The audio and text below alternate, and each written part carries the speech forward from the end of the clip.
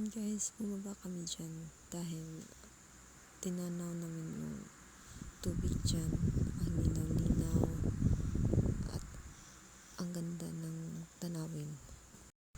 At ayan guys, dyan naman yung part na bumaba kami. At alam niyo ba guys na may mainit dyan na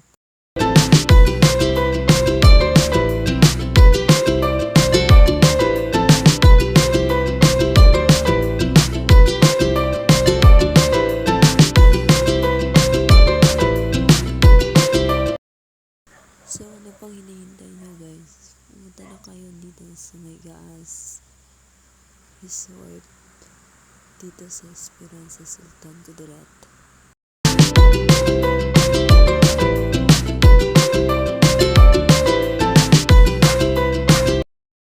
Kaya guys, huwag niyo kalimutan ng like, share, and comments sa mga videos ko po.